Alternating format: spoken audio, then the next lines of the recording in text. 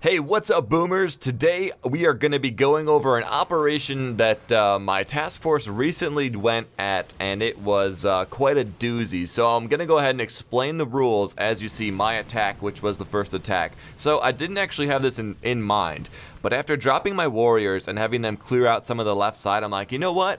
Let's play a round of good old Save the Core. I'm pretty sure Save the Core was one of my most popular Boom Beach Task Force videos I ever created. So right here we're going to see Lil Box, and you guys are going to see some absolutely insane, ridiculous things that you would never do in operation battles, but I'm going to commentate it as if they're doing the right thing.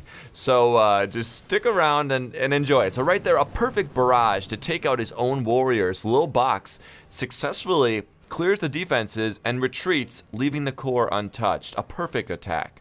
Next up, we've got Crystal attacking Armadillo. Now, one boat of Zookas, that definitely makes sense. So you're going to want to let some Zookas, you know, roam, explore the grounds, make sure that that mine right there isn't going to go off. Oh, unfortunately, it looks like those mines were active. Okay, so all those Zookas died. But it's good to always send some scouts out first in Boom Beach. Before you drop the rest of your troops, you know, drop one boat of Zookas and make them walk over all the mines to see if they're actually, you know, really going to blow up.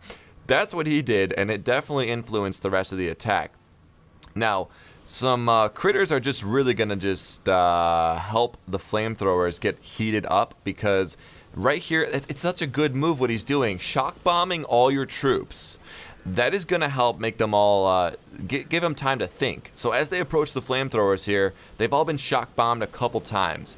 And the flamethrowers and Zookas really mix better when you put the Zookas right next to the flamethrowers. So Zookas normally can outrange a flamethrower, but what he's doing here is flaring them right next to it so that the flamethrower can hit the Zooka while the Zooka hits the flamethrower. And in my eyes, there's nothing better than when both defense and offensive troops have a fair shot to kill each other. You wouldn't want a troop to be able to outrange a defense, because then it would just be too easy. So right here, the cannon is left.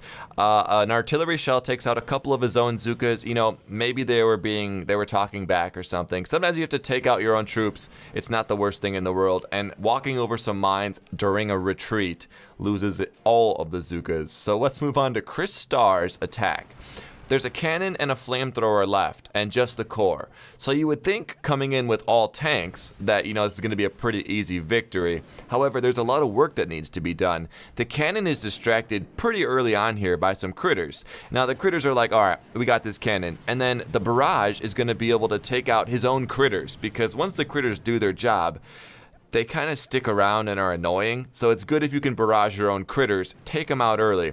Next up, the artillery shell takes out the flamethrower, so the tanks this whole time were just a power play and weren't actually needed. Smart move, Chris. Alright, next up we've got Doom, and he's going to be going against XL. You know that base with the tree in it? Yeah, that one. So he's going to go with all warriors, dropping them on the task force landing bay. It looks very uncomfortable. Warriors, I don't think, wear shoes, and I think task force operations, you know, it looks like cement or metal or something, but if you zoom out far enough, the lines in the task force bases actually spell Nickatnyte. It was really nice of them to do it, but the warriors don't like walking on it, long story short. That was actually a legit attack. He cleared a ton of things with warriors. Look at all these riflemen from Skywalker's attack on XL doing their thing. So we really have to clear out these machine guns, these cannons, and it's going to take a lot of work to take this base down and save the core. The defenses are just as much of a threat to the core as we are as attackers. You guys have to remember that. That's why every time we kill a defense, the defense slowly sacrifices a baby goat, and it takes off a little bit of the health of the power core, which is why every time you kill a defense, the power core's health also goes down a little bit. Fun fact, right? So Skywalker retreats, but that boom cannon destroys his last Johnson, just like the commercial. Next up, we've got Pianx, and he's going to be going over here from the left side with heavy Zooka, throwing a couple artillery shells to just throw some warning fire that he's coming. And then he's going to go ahead and shock bomb the crap out of the flamethrowers and the boom cannon. Now, with everything cleared, it's a very easy decision. He retreats and barrages his own troops. That's definitely the decision I would have made as well. Next up, we've got Livy attacking Assembly. Now, barrage goes in first, and takes out the rocket. Very nice. Nicely done. A couple more barrage and artillery takes out the other rocket.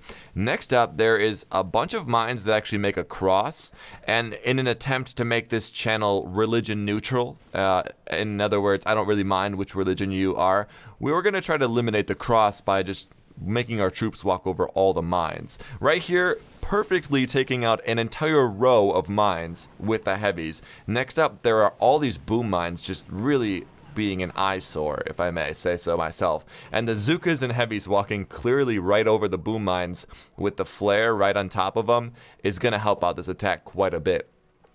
Heavies and Zookas are walking now up to the core, and we definitely want to save it, which is the point of the video. So we're going to go ahead and take out that mortar, we're going to take out that flamethrower, but we're going to have to retreat because I didn't feel comfortable with that one either, Livy, and it makes sense with the retreat, a good smoke coverage. Really quick though, was I the only one that thought this gunboat looks absolutely crazy? Look at this. Look at how it's shooting the barrage, right? It's shooting off of the gunboat, and it looks insane. Actually, there's T-Jock Norris, but I mean, the gun that's shooting it, and then the missiles are like way above it when they fire. I don't know, it just looks weird to me. Maybe it's just me. T-Jock does a really good job of taking the core's health down pretty low, but saves it, which is the whole point. One more time, look at this barrage. See how the missiles just like disappear and then appear way up top? That's a very weird visual glitch, but fun fact, I thought it looked pretty cool. Let's go ahead here and look at Cuss. He has a lot of mines on the right side. So before doing anything, right? So you drop your warriors down, pretty standard. The warriors are going to go to the left. There's a ton of mines over there, and actually this is going to be a pretty standard attack here. Smoking the warriors up to the top back left. Now they're going to go ahead and take out the sniper tower, take out a couple mortars, which can be deadly to warriors. Now we've got some critters, well, just like 2 or 3 or something like that, but they take out the sniper tower, they take out the power cell, and then the warriors, in an effort to clear the mines around the core, he's going to make them retreat and walk right through all those mines. A perfect setup. Boom mine kills the warrior. A really awesome ending to a very well-planned attack by Cuss, so thank you very much. And now we've got Mr. Anderson, who, for the last attack on one of the last bases here, throws some critters down into the mines, causing an explosion of epic proportions, taking out mines, boom mines alike. We've got a barrage coming in right now to take out the rest of the boom mines, and things are looking good for Mr. Anderson. Next up, it looks like he just throws a tri-smoke over in the right corner, but that's a pretty solid attack. Now, overall, guys, this task force operation was very fun, and as you're going to see, there were no bases destroyed as I scroll through this list, only people attacking. However, we got all the force points except for just a couple, so you know, it really doesn't make too much of a difference if you actually kill the core when it comes to points, because when you get to the top, we only got you know, 5 less than if we were to beat the bases, because the core is as much, it's 1 force point, the same as every defense, the same as every power cell. So hope you guys enjoyed this fun take on doing an operation where you save the core, and I'll see you guys in the next Boom Beach video. And as always, for everything Boom Beach, you know what to do because you're already doing it. Keep it tuned right here. I'm Nickatnyte, and I'll talk to you guys in the next episode. Woo!